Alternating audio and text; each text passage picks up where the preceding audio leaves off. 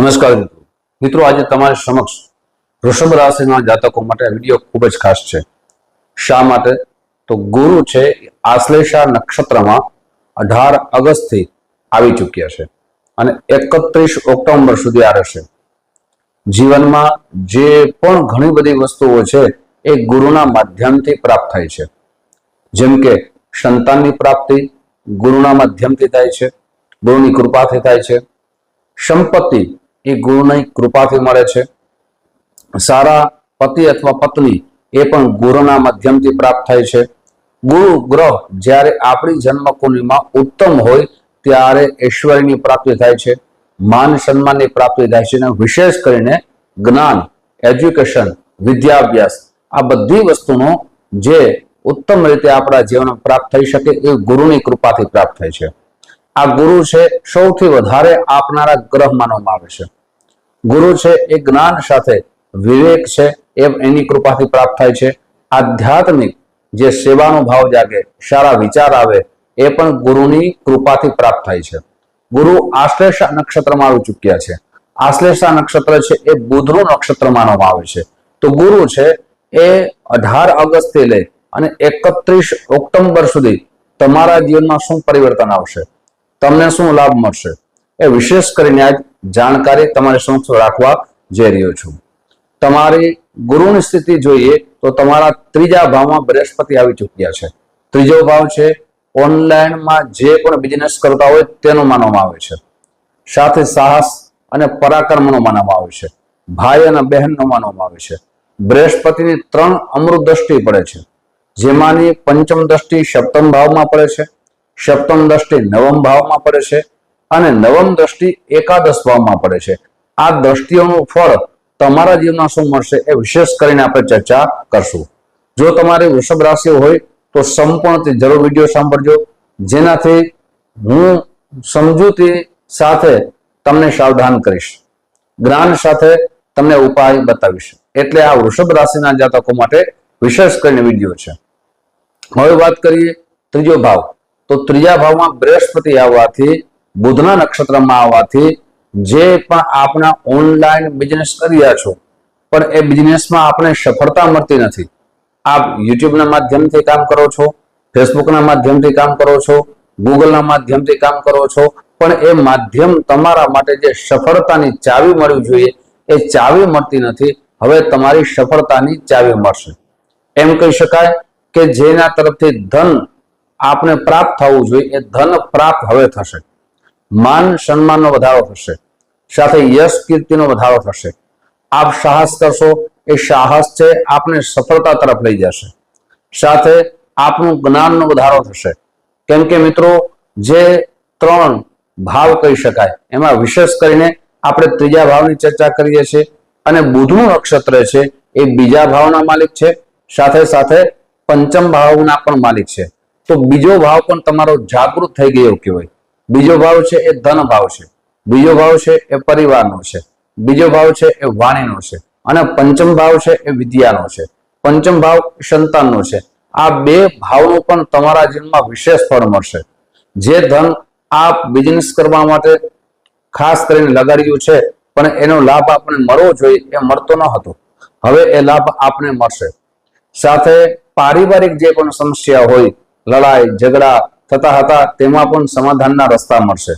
આપની વાણી મધુર થશે, જેનાથી વાણીથી પ્રભાવથી આ બિઝનેસમાં આગળ વધશો. સાથે સંતાનની આપણી જે ચિંતા હતી એ ચિંતા આપણે દૂર થશે. જો આપણે સંતાનનું પ્લાનિંગ બનાવતા હોય તો તમારા માટે આ સમય ખૂબ સારો છે. સાથે વિદ્યાભ્યાસમાં વિદ્યાર્થી બંધુઓ માટે પણ આ ખૂબ સારો સમય કહી શકાય.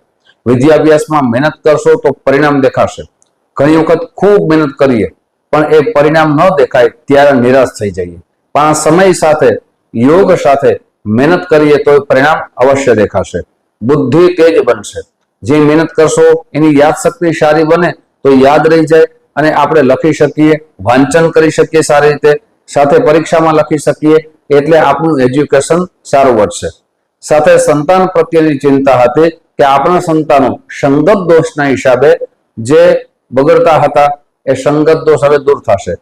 એમની બુદ્ધિ વિચારવાની ઉત્તમ બનશે એટલે સંગત દોષથી એ નીકળી જશે અને પાછા જે સંસ્કારો છે એ તમારા એ બાળકમાં આવશે, એટલે સારું પ્રેરણાદાયક તમારું સંતાન બનશે. હવે વાત કરીએ, આ તો બે ભાવની ચર્ચા કરી, પણ ગુરુને ત્રણ દ્રષ્ટિ પડે છે. જેમાંની પ્રથમ દ્રષ્ટિની વાત કરું એ સપ્તમ ભાવમાં પડે છે. બીજી દ્રષ્ટિ છે મિત્રો નવમ અને એકાદશ ભાવમાં પડે છે. એની વિશેષ ચર્ચા આગળ વધારીએ તે પહેલા એક નંબર પ્રાર્થના છે, મારા નવા મિત્રો આ વિડીયો જોઈ રહ્યા છો, મિત્રો આ વિડીયો તમને ગમે તો જરૂર ને જરૂર લાઈક કરજો, શેર કરજો, સાથે મિત્રો જય શ્રી કૃષ્ણ અવશ્ય લખજો. અને ફેસબુકના માધ્યમથી જોઈ રહ્યા છો તો મિત્રો વિડીયો શેર અવશ્ય કરજો. આ વિડીયો શેર કરશો તો તમારા મિત્રોમાં જશે, એને સાચી માહિતી મળશે અને એ સાવધાન પણ થશે અને એનું જ્ઞાન પણ વધશે. સાથે મિત્રો કોમેન્ટ બોક્સમાં જય શ્રી કૃષ્ણ અવશ્ય લખજો. હવે વાત કરીએ ત્રણ ભાવમાં જે દ્રષ્ટિ પડે છે. સપ્તમ ભાવમાં દ્રષ્ટિ પડે છે તો દાંપત્ય જીવન આપનું સારું થશે. દાંપત્ય જીવનમાં જે વિવાદ ઉભા થતા હતા, જે નાની બાબતમાં વિવાદ થતા હતા, એ વિવાદ હવે દૂર થશે. સાથે આપના ભાગીદારીમાં કોઈ બિઝનેસ કરો છો પણ એ ભાગીદારીમાં લોસ આવે છે, નુકસાન થાય છે, એટલે આપના સંબંધો પણ તૂટે છે, એ સંબંધો ફરીથી વિકસિત થશે. આપનો જે લોસ આવતો હતો ત્યાં નફો થશે. સાથે આપ કોઈ દૈનિક વેપાર કરો છો પણ દૈનિક વેપારમાં સારા ગ્રાહક નથી આવતા, ખૂબ મહેનત કરો છો પણ પરિણામ નથી આવતું, હવે પરિણામ આપણે ચોક્કસ દેખાશે. સાથે બીજી દ્રષ્ટિની વાત કરીએ તો નવમા ભાવમાં પડે છે. નવમો ભાવ છે એ ભાગ્યનો છે, આધ્યાત્મિક માનવામાં આવે છે. ખૂબ મહેનત કરીએ પણ જ્યાં સુધી ભાગ્યનો સાથ ન મળે ત્યાં સુધી આપણે કોઈ પણ સફળતા મળતી નથી. ખૂબ મહેનત કરવા છતાં સફળતાની ચાવી મળતી નથી. તો હવે આપણે ભાગ્યનો સાથ મળશે એટલે સફળતા મળશે. આપ મહેનતનું પરિણામ દેખાશે, આપ આધ્યાત્મિક બનશો, આપ સેવાના કાર્ય કરશો અને સેવાના કાર્ય કરવાથી, સત્કર્મ કરવાથી સમાજમાં માન સન્માનનો વધારો થશે, યશ કીર્તિનો વધારો થશે, પિતા તરફથી આપણને સહયોગ મળશે. સાથે આપ પ્રવાસ કરશો, યાત્રા કરશો અને દાન પુણ્યના આપ સારા કાર્ય કરશો. આપના ઘરે માંગલિક પ્રસંગો હોવાના સારા યોગ નિર્માણ થઈ રહ્યા છે. હવે અંતિમ દ્રષ્ટિની વાત કરીએ તો એકાદશ ભાવમાં પડે છે. એકાદશ ભાવ છે લાભ ભાવ છે. જે મહેનત કરવા છતાં લાભ નહોતો મળતો, હવે લાભ અવશ્ય મળશે. મોટા ભાઈ તરફથી સહયોગ મળશે, મિત્રો તરફથી સહયોગ મળશે. જે મિત્રો તમારાથી દૂર થઈ ગયા હતા, જે સંબંધો આપના તૂટી ગયા હતા, એ સંબંધો ફરીથી જોડાશે. સાથે મિત્રો તરફથી માન સન્માનનો વધારો થશે. ધન છે જે ખૂબ જાવક હતી, આવક કરતા જાવકનો દર વધારે હતો, હવે આવકનો દર પણ વધશે અને બેલેન્સ પણ આપ કરી શકશો. મિત્રો હવે વિશેષ કરીને તમારે શું શું સાવધાની રાખવી જોઈએ? સૌથી પહેલા આ સમય તમારો ચાલ્યો ના જાય, આ સમયનો સદુપયોગ કરવો જોઈએ. સાથે આપના ધનનો વધારો થાય, માન સન્માનનો વધારો થાય, યશ કીર્તિનો વધારો થાય, ત્યારે બે વસ્તુ યાદ રાખવી ખૂબ જરૂરી છે. એક તો આપનો વિવેક ખોતા નહીં, આપને સરળતાથી જીવન જીવવાનું છે. સરળતાથી જીવન જીવવાથી માન સન્માનનો ફરીથી વધારો થાય છે. સાથે માતા પિતા વડીલોનું ખૂબ માન રાખજો, એમની સેવા કરજો. હવે ખાસ કરીને આપના જે પણ વિશ્વાસુ પાત્ર હોય તેની સાથે ધનની લેવડ દેવડ કરજો. આપ લાલચમાં આવી ના જતા. સાથે ત્રીજા ભાવમાં ઉચ્ચ રાશિમાં એમ કહી શકાય કે બૃહસ્પતિ 12 વર્ષ પછી ઉચ્ચ રાશિમાં આવ્યા છે, એનો વિશેષ ફળ મળશે. એટલે ખાસ કરીને યાદ રાખજો મિત્રો, ગુરુની કૃપા થવાથી બધું પ્રાપ્ત થાય છે, પણ એ પ્રાપ્ત થવા છતાં જ્ઞાન જે પ્રાપ્ત થાય તેમાં વિવેક રાખવો ખૂબ જરૂરી છે. મિત્રો આ સાવધાની રાખશો. હવે ઉપાય આપણે કહું, જો આપણે લાભ ન મળતો હોય તો શું ઉપાય કરવા જોઈએ? સાથે શું બધા વૃષભ રાશિને આ બધો લાભ મળશે? તો કે ના. યાદ રાખજો કે તમારી જન્મ કુંડળીમાં બૃહસ્પતિ સારી સ્થિતિમાં હોય, બલવાન હોય, ઉચ્ચ રાશિમાં હોય તો તમને વિશેષ લાભ મળશે. પણ જો તમારી જન્મ કુંડળીમાં બૃહસ્પતિ છે નીચ રાશિમાં હોય અથવા પાપ ગ્રહો સાથે હોય તો તમને પરિણામ અશુભ પણ મળી શકે છે. જેમ કે ગુરુ રાહુ સાથે છઠ્ઠા ભાવમાં હોય, સાથે આઠમા ભાવમાં હોય, 12મા ભાવમાં હોય તો અશુભ પરિણામ આવી શકે છે. પણ બૃહસ્પતિની સ્થિતિ જેમ કર્ક રાશિમાં ઉચ્ચમાં જે આપણે પરિસ્થિતિનું વર્ણન કરીએ છીએ, જો તમારી જન્મ કુંડળીમાં ઉચ્ચ રાશિમાં હશે, કર્ક રાશિમાં હશે અથવા ધન રાશિમાં હશે અથવા મીન રાશિમાં હશે તો તમારું પરિણામ ખૂબ જ ઉત્તમ આવી શકે છે. શુભ પરિણામ આપણે વિચાર્યું નહીં હોય એવું પરિણામ આપણે આવી શકે છે.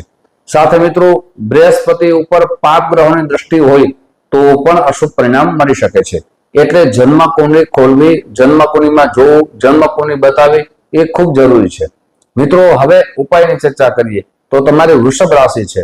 વૃષભ રાશિના જાતકો માટે તો ખાસ કરીને આ આપની રાશિ સ્વામી છે એ શુક્રદેવ છે. શુક્રદેવનું સ્વામી છે એ શુક્રનું જે રત્ન છે એ ડાયમંડ છે, હીરો છે.